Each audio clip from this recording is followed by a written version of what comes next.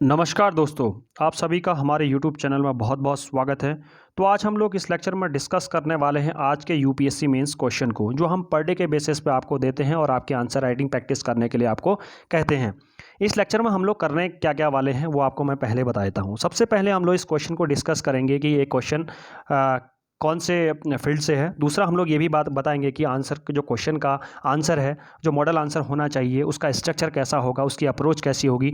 अगर क्वेश्चन में कोई डायरेक्टिव वर्ड है तो आंसर में कितना अप्रोच में वो चेंज करता है, उसके बारे में हम लोग डिस्कस करेंगे। और बीच में हम लोग इसके बाद हमारे जो पेड यूजर्स हैं उसका आंसर कॉपीज़ को भी डिस्कस करेंगे कि उन्होंने किस तरह के आंसर लिख रखे हैं और किस तरह से वो अपने आंसर को और बेटर से बेटर बना सकते हैं। तीसरा जो लास्ट में डिस्कस करेंगे हम लोग, बहुत सारे जो स्टूडेंट हैं हमारे पेड यूजर्स हैं, उन्होंने क्वेरीज़ की थी, बहुत सारे क्वेश्चंस पूछे थे, उनका आंसर भी मैं इस लेक्चर के अंत में जरूर दूंगा। तो अंत तक बने रहे और हमारे साथ पीआर पब्लिकेशन के साथ जुड़े रहे। अगर आप नए यूजर्स हैं तो आपको मैं बता देता हूं, अगर आप यूपीएससी की प्रिपरेशन कर रहे हैं तो आप पीआर पब्लिकेशन से जुड़ने के बाद 499 रुपीज़ में यूपीएससी की प्रिपरेशन कर सकते हैं। इसमें बहुत सारी चीज़ें आपको है, आंसर राइटिंग प्रैक्टिस की जाती है, ऑप्शनल के नोट्स दिए जाते हैं और आपके जो बेसिक मटेरियल होता है एनसीईआरटी के नोट्स, प्रिपेयर्ड नोट्स आपको मिलते हैं। ये सिर्फ, और सबसे बड़ी बात है इसमें आपको फ़ोन गाइडेंस भी मीन्स अगर आपको कोई क्वेरीज़ है तो आप डायरेक्टली हमसे फ़ोन में कांटेक्ट कर सकते हैं और अपनी क्वेरीज़ को रेक्टिफाई कर सकते हैं, अब रिजॉल्व कर सकते हैं। तो ये था हमारा कुछ पीआर पब्लिकेशन के बारे में। चलिए शुरुआत करते हैं आज के क्वेश्चन को, कि आज के क्वेश्चन में क्या क्या चीज़ें हैं और उनको डिटेल में उसका एनालिसिस करते हैं।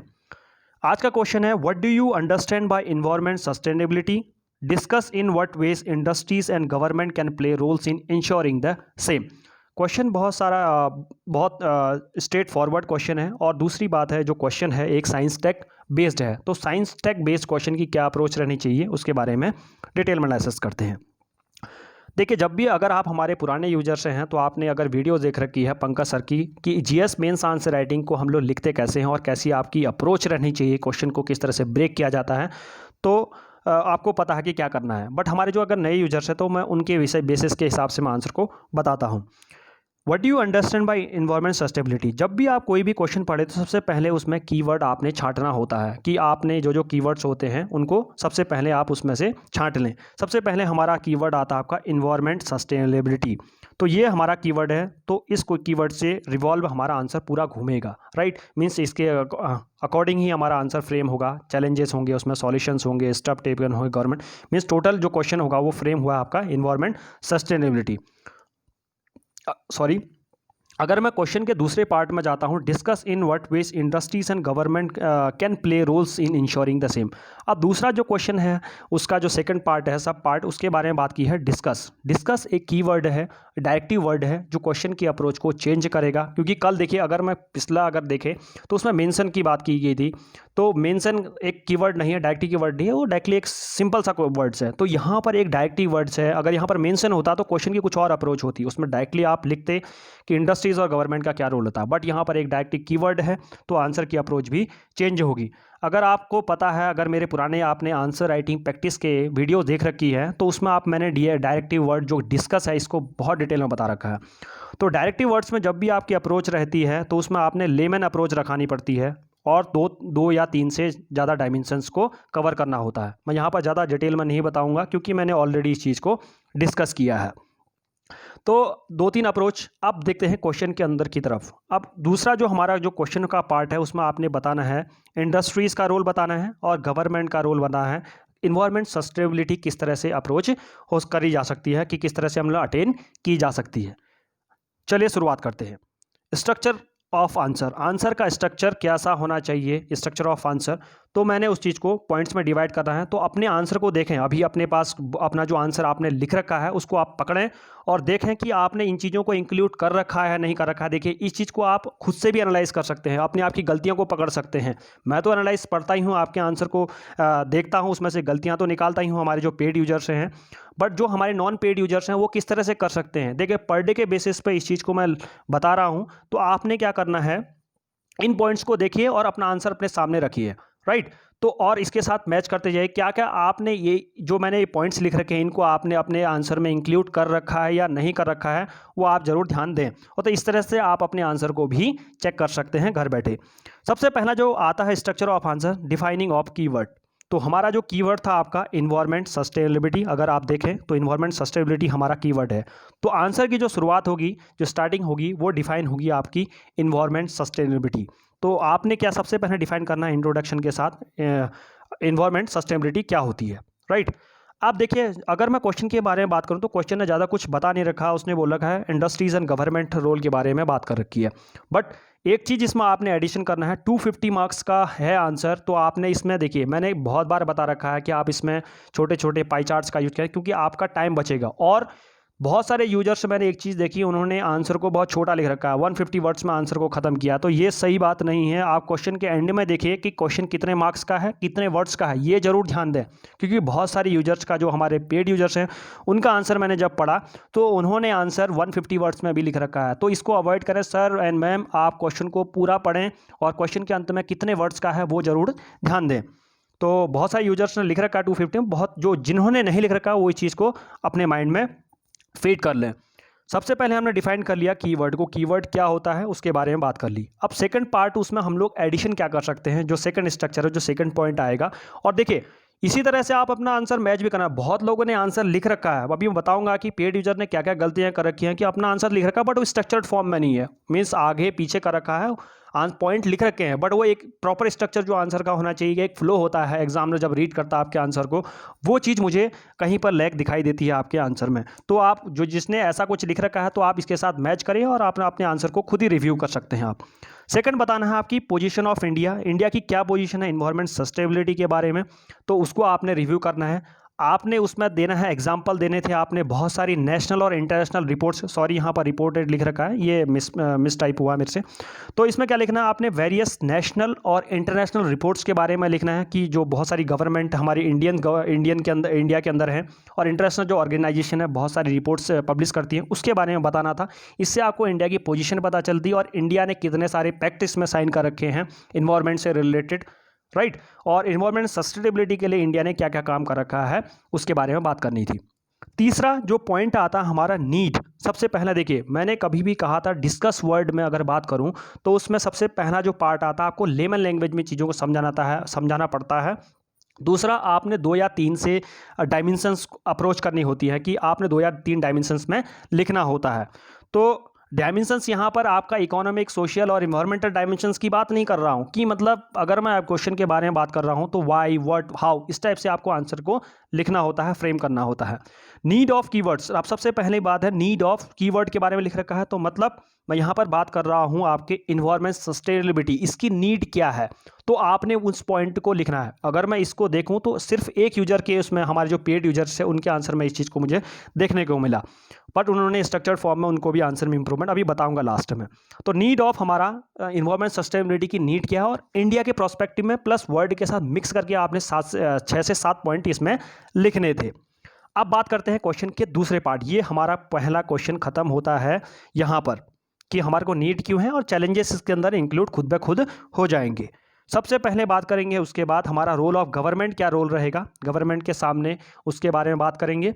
और उसके बाद गवर्नमेंट के सामने चैलेंजेस क्या हैं उसके बारे में बात करेंगे, इन्वायरमेंट सस्टेनेबिलिटी के बारे में, और गवर्नमेंट ने क्या इनिशिएटिव ले रखे हैं इन्वायरमेंट सस्टेनेबिलिटी के लिए, तो उसको हम लोग डिस्कस में, ये टॉपिक के अंदर सब टॉपिक है। गवर्नमेंट रोल के अंदर आएगा, रोल ऑफ गवर्नमेंट के अंदर चैलेंजेस आ जाएंगे आपके और गवर्नमेंट इनिशिएटिव्स आ जाएंगे जिसमें आपके बहुत सारी स्कीम्स के बारे में लिख सकते हैं, जैसे नमामि गंगे हो गया, बहुत सारी स्कीम्स हैं। मैं यहाँ पर डिस्कस करूँगा तो टॉपिक बहुत बड़ा लंबा हो जाएगा क्योंकि एक पर्टिकुलर आंसर के लिए वो ठीक नहीं है। जो दूसरे बारे में बात करता हूं, जो सेकंड पार्ट है उसका क्वेश्चन का सब टॉपिक है वो है रोल ऑफ इंडस्ट्रीज़ के बारे में आप लिखेंगे कि इंडस्ट्रीज़ का क्या रोल रहा है, और आप ये बता सकते हैं उसके अंदर चैलेंजेस बता सकते हैं कि इन्वायरमेंट जो चैलेंजेस हैं इंडस्ट्रीज़ के सामने और डेवलपमेंट के साथ से इंडस्ट्रीज़ क्या क्या उनके सामने फेस करती हैं इन्वायरमेंट से सस्टेनेबिलिटी के उसमें, तो आप उसको लिख सकते हैं।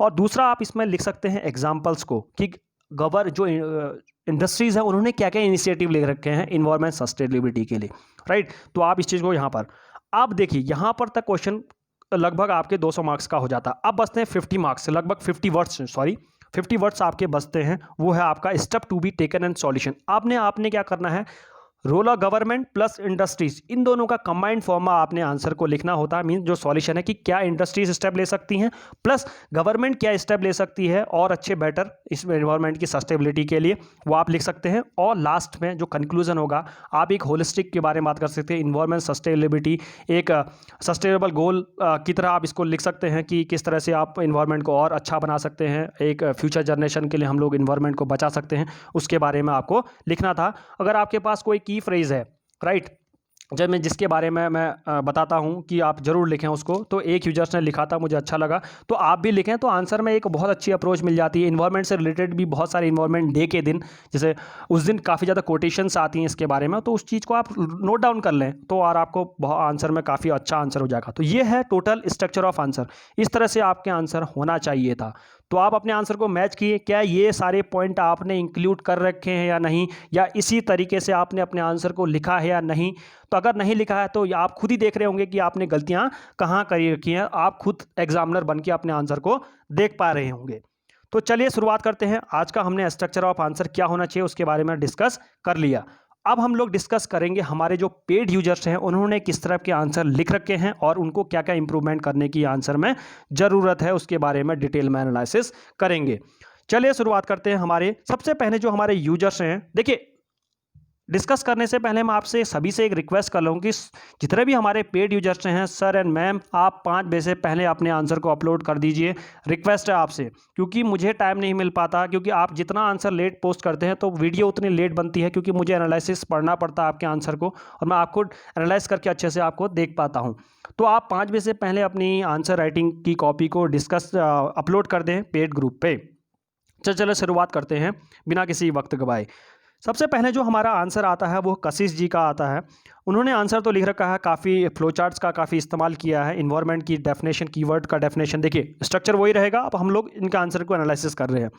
इन्वायरमेंट सस्टेनेबिलिटी को इन्होंने डिफाइन किया, उसके बाद उन्होंने उसको एक फ्लो चार्ट के बारे में दिखाया, तो काफ़ी अच्छा लगा। यहाँ पर इनकी कमी क्या है, इन्होंने चैलेंजेस नहीं लिख रखे कि why the need of environment sustainability, तो यहाँ पर ये लैक करती हैं। दूसरा, अगर मैं बात करूं तो इन्होंने directly role of industry ensuring the government sustainability के बारे में बात करी, यहाँ पर चैलेंजेस के बारे में बात नहीं कर रखी है। दूसरा, रोल ऑफ गवर्नमेंट के बारे में बात कर रही है और आंसर बहुत छोटा सा 250 मार्क्स का लगभग। मुझे लगता नहीं है इन्होंने आंसर अच्छे से पढ़ा, क्योंकि उन्होंने लिख भी नहीं रखा 250 वर्ड्स। तो मैम एंड सर, अगर कशिश जी आप आंसर, जब भी आपको आंसर लिखें तो सबसे पहले लास्ट में हाईलाइट कर लें, देख लें कि 250 मार्क्स का क्वेश्चन है, वर्ड्स का है या 150 वर्ड्स का है। तो इस चीज़ को आप ध्यान में रखें और अपने आंसर को मैच करें कि आपने कितना देखा। आपने वर्ड्स बहुत कम लिख रखे हैं।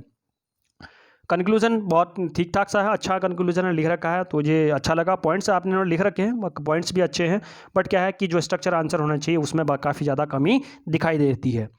अब बात करते हैं हमारे रवीना तक की, जो आंसर लिख रखी हैं। रवीना तक जी ने लिख रखे हैं, मुझे देखिए role of causes of environment depletion के बारे में लिख रखा है इन्होंने।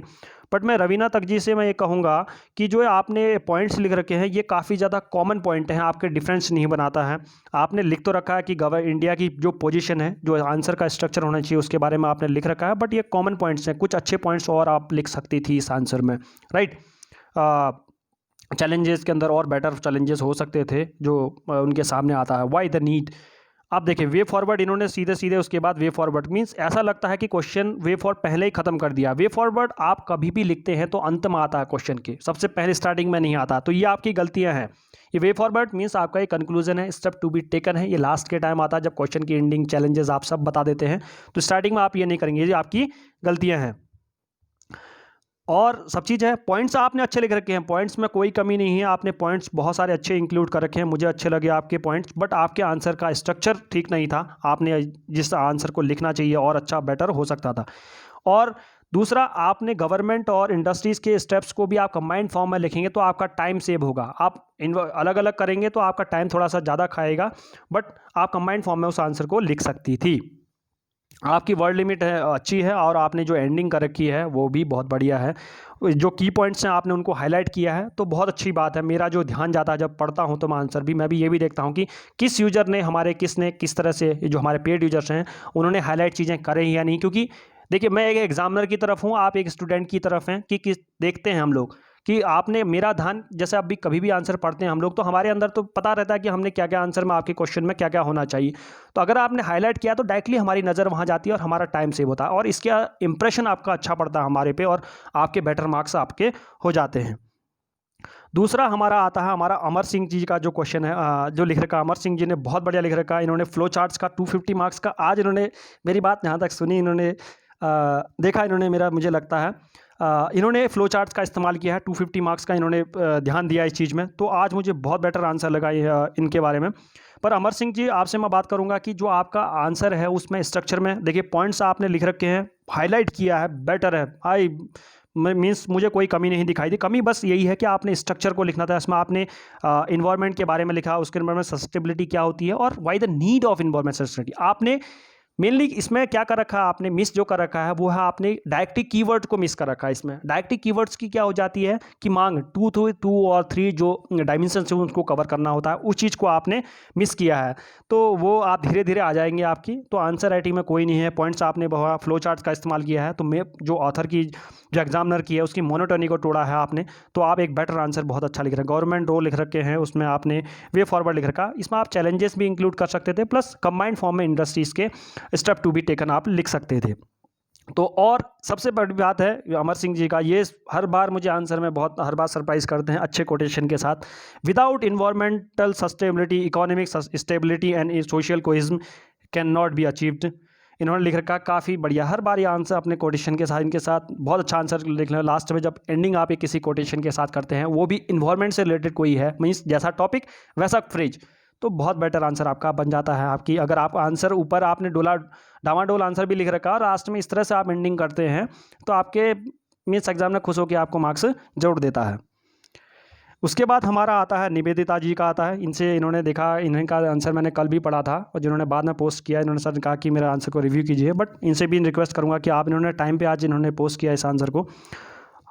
इन्वायरमेंट सस्टेनेबिलिटी के बारे में बता रखा है, उसके बाद उन्होंने फ्लो चार्ट का इस्तेमाल किया है। कंसर्न देखिए इस चीज़ में, देखिए यहाँ पर मुझे निवेदिता जी का आंसर और लोगों से बेटर क्यों बन जाता है, क्योंकि इन्होंने जो क्वेश्चन है स्टार्टिंग में, व्हाई द नीड ऑफ, एक लेमन लैंग्वेज के बारे में लिख रखा है कि इन्वायरमेंट सस्टेनेबिलिटी की, ये हर किसी के आंसर में मुझे नहीं मिला, किसी के आंसर में, इन्हीं के आंसर में मुझे ये मिला कि इन्वायरमेंट सस्टेनेबिलिटी क्या होती है, किस तरह से आपको क्यों नीड है उसकी, उसके बारे में इन्होंने बता रखा है। फिर यहाँ पर बता रखा है इन्होंने कि इंसेंटिव टेकन, मीन जो आंसर का जो अप्रोच होनी चाहिए वो बहुत बढ़िया लगी। बट जो नीड ऑफ इन्वायरमेंट सस्टेनेबिलिटी के बारे में बात करी, तो इन्होंने सिर्फ वर्ड के बारे में ज़्यादा बात करी कि इंडिया का आपने पॉइंट रखना चाहिए था इस आंसर में। इंसेंटिव टेकन्स ये बात कर रखी है, वे फॉरवर्ड, और यहाँ पर इन्होंने क्वेश्चन को बहुत छोटे से रूप में ख़त्म कर दिया है। यहाँ पर ज़्यादा गवर्नमेंट के रोल, इंडस्ट्रीज़ का रोल को उसको अपने कंबाइंड फॉर्म में लिखना चाहिए था, स्टेप टू बी टेकन के बारे में बात करनी चाहिए थी, वो आप लिख सकती थी, और एक छोटे से कंक्लूजन के साथ आपने आंसर इंडिक किया है। तो आपने जो इम्प्रूवमेंट है, आपको बता रहा हूँ कि जो मैंने आगे बता रखा है, तो वो चीज़ आपको देख पा रहे होंगे, आपके क्वेश्चन में बहुत छोटी छोटी कमियाँ हैं, इसको आप देख सकते हैं। एक हमारे जो यूजर्स हैं वो हैं आपकी आकांक्षा जी। आकांक्षा जी ने आंसर कैसा लिख रखा है उसके बारे में डिटेल में एनालिसिस करते हैं।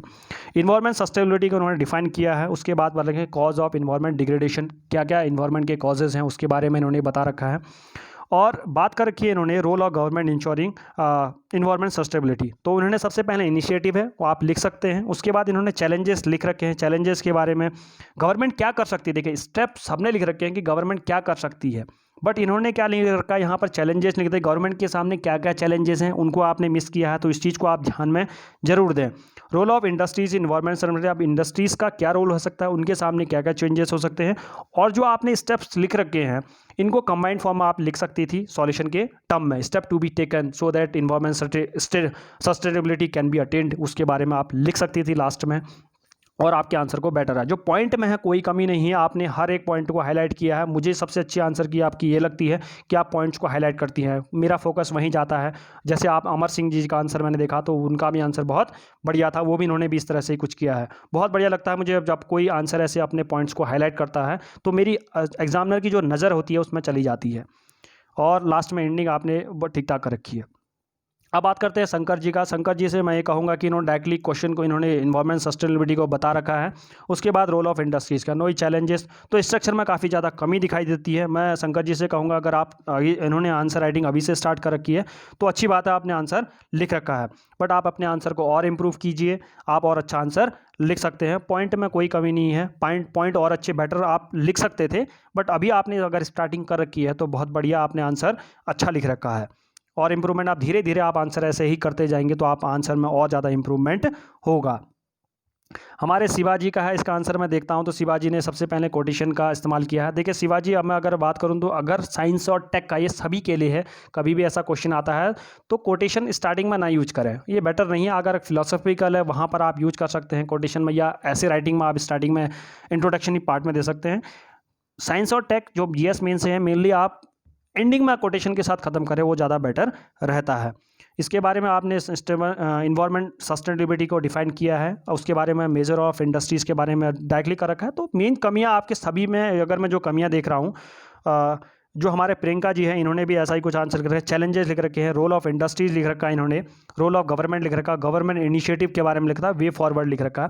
तो देखिए सबके उसमें अगर मैं जितने भी आंसर हैं, जो हमारे हीराल सोलंकी जी हैं, इनका भी आंसर मैंने सबके बारे में पढ़ा, तो मुझे एक चीज़ कमी, सांकेत देशमुख, इनका आंसर भी पढ़ा, तो सभी का जो आंसर लगा मुझे, देखिए इनका आंसर मैं पढ़ नहीं रहा हूं तो इट मीन्स ऐसा नहीं है कि मैंने इनके आंसर को, आपके के आंसरों को मैंने रिव्यू नहीं किया, आपके आंसर को भी मैंने बहुत थॉरोली पढ़ा है। तो आपके जो आपकी कमियां हैं आंसर में, सबसे पहली जो कमी दिखाई देती हैं वो स्ट्रक्चर फॉर्म में है। आपने लिख रखे हैं सबसे पहले, देखिए रोल ऑफ इंडस्ट्रीज़ के बारे में लिख रखा है, सबने इंट्रोडक्शन काफ़ी बढ़िया दे रखा है। उसके बाद नीड लिखना था, क्रिटिकली डिस्कस वर्ड को आपने ज़रूर देखना चाहिए था, वो ज़रूरी था। तो ये सारी जो कमियां हैं आप उसको ज़रूर ध्यान दें, स्ट्रक्चर में ध्यान दें, अपने आंसर को कोहेसिव बनाएं और होलिस्टिक अप्रोच रखें आंसर में।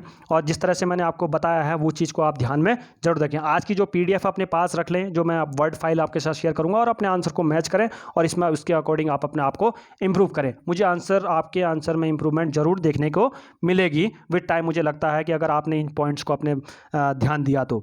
अब इसके बारे में बात करते हैं हम लोग। आज के जो क्वेश्चन, बहुत सारे जो यूजर्स हैं हमारे, उन्होंने बहुत सारी क्वेरीज़ की थी। सबसे पहले हमारी जो क्वेरीज़ आई थी हमारी, वो एनेक्डोट को, आकांक्षा जी का था एक क्वेश्चन कि एनेक्डोट को किस तरह से इस्तेमाल करते हैं सर। एनेक्डोट को देखिए, जब भी, अब मैं एक पर्टिकुलर वीडियो ले आऊँगा कि एनेक्डोट ने एक जो हमारे यूजर टॉपर से हैं यूपीएससी के, उन्होंने एक एनेक्डोट, एक ऐसे है उनका मैं उस ऐसे को डिस्कस करूंगा आपके सामने कि किस तरह से एक एनेक्डोट को, और एक अपना आंसर आपके सामने लाऊंगा कि एनेक्डोट को किस तरह से इस्तेमाल किया जाएगा, और प्लस ट्रांजिशंस कैसे इस्तेमाल किए जा सकते हैं, उसकी एक पर्टिकुलर वीडियो सबके लिए लाऊंगा। मुझे लगता है कि बहुत सारे लोगों को, देखिए आंसर में एनेक्डोट लिखने की ज़रूरत नहीं है आकांक्षा जी, आपने जो आंसर लिखती हैं वो ऐसे राइटिंग जो आपने कर रखी है वो ठीक है, बहुत बढ़िया आंसर, उसमें कोई दिक्कत नहीं है। बट जो है एनेक्डोट अगर आप लिखना चाहती हैं तो मैं उसके बारे में एक पर्टिकुलर वीडियो ज़रूर बना दूंगा। तो ये था हमारे आकांक्षा जी का। और बहुत सारे लोगों ने क्वेश्चन किया तो मुझे याद नहीं आ रहा है, मैं देखता हूँ आपके जो आंसर, बहुत सारे लोगों ने जो मुझे क्वेश्चन पूछे थे उस चीज़ को मैं एक बार रिव्यू कर लेता हूँ। हमारे जो पेड ग्रुप है,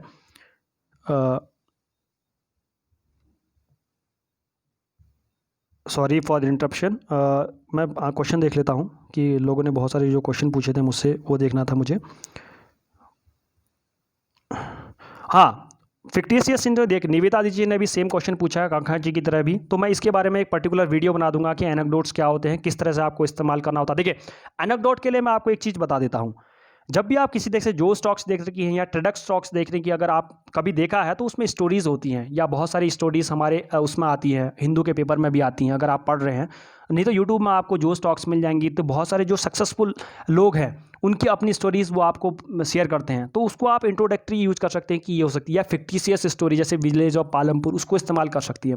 अगर आपको ये चीज़ समझ में नहीं आ रही तो मुझे कमेंट सेक्शन में बताएं, मैं इस चीज़ को एक्सप्लेन करूँगा एक पर्टिकुलर वीडियो में, अगर अभी भी समझ में नहीं आया तो मैं। और दूसरा, किसी ने मुझे ये कहा था कि सर आप फ्रेजेस यूज करें इसमें, जो नहीं फ्रेजेस की मुझे एक वो बता दें, मैं वो वीडियो, वो पीडीएफ आपके सामने अपलोड कर दूंगा अपने डायरी में से, जल्दी ही अपलोड कर दूंगा उसको। Thank you so much, I hope you like the discussion, I hope आपको पसंद आया है ये आज का एनालिसिस। तो कल मिलते हैं नेक्स्ट क्वेश्चन के साथ, उसका डिटेल एनालिसिस करेंगे। जय हिंद, जय Bharat, thank you so much.